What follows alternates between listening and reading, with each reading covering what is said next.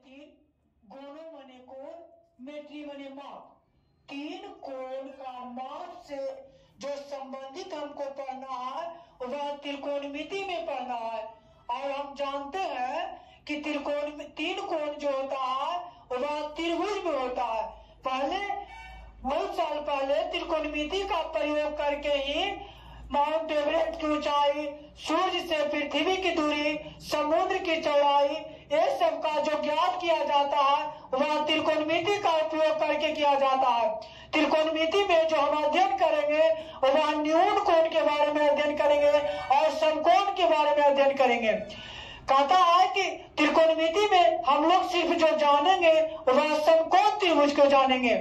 समकोण त्रिभुज कहता है वैसा त्रिभुज जिसका एक कोण 90 डिग्री का होता है उसे हम समकोण त्रिभुज कहते हैं। वैसा त्रिभुज जिसका एक कोण 90 डिग्री का होता है उसे हम समकोण त्रिभुज कहते हैं। यहाँ पे देखेंगे ABC एक समकोण त्रिभुज है। ABC जो है एक समकोण त्रिभुज है जिसको में भुजा कोण जो B है वह हमारा समकोण है और समकोण के सामने वाला भुजा जो कर्ण कहलाता है और कर्ण को इंग्लिश में जो बोला जाता है हाइपोटेनस बोला जाता है और इसको हम लोग थीटा बोलेंगे। और जो थीटा के सामने वाला भुजा होता है वह लंब होता है। एक बात याद रखेंगे, थीटा के सामने का भुजा जो होगा वह लंब होगा। जब थीटा का स्थान बदलेगा तो लंब और आधार दोनों का मान बदल जाएगा। यहाँ पे थीटा है तो इसके सामने का भुजा जो हो गया ये भी हमारा लंब हो जाएगा। लंब को जो हम लोग इंग्लिश में बोलते हैं परपेंडिकुलर बोलते हैं और जो भुजा बच जाता है उसे हम आधार बोलते हैं। आधार को इंग्लिश में बेस बोला जाता है। एक बात हमेशा के लिए याद रखिएगा कि थीटा के सामने वाला भुजा जो होगा वह लंब होगा और समकोण के सामने वाला भुजा जो होगा वह कर्ण होगा और समकोण त्रिभुज में जो सबसे बड़ी भुजा होती है वह कर्ण होती है। उसके बाद एक और फॉर्मूला याद रखिएगा, पाइथागोरस प्रमेय। पाइथागोरस प्रमेय बराबर होता है कर्ण के स्क्वायर बराबर लंब के स्क्वायर जो आधार के स्क्वायर। अगर कर्ण बराबर कहिएगा तो रूट अंडर लंब के स्क्वायर जो आधार के स्क्वायर।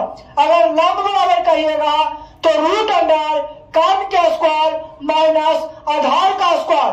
अगर आधार बराबर कहिएगा तो रूट अंडर कर्ण के स्क्वायर माइनस लंब का स्क्वायर। एक्सरसाइज आपको 8.1 के लिए ये चारों जो पॉइंट है वह बहुत ज्यादा जरूरी है। ये चारों का यूज हर एक क्वेश्चन में होगा।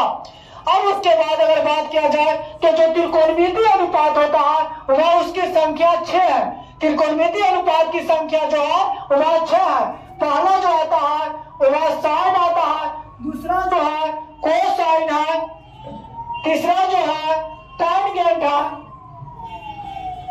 चौथा जो है कॉटजेंट है, पांचवा है सेकेंड है,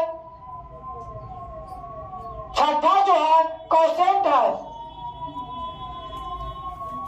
और साइन को जो संक्षिप्त में बोला जाता है वह साइन ही बोला जाता है। कोसाइन को संक्षिप्त में कॉस बोला जाता है। टैनजेंट को संक्षिप्त में टैन बोला जाता है।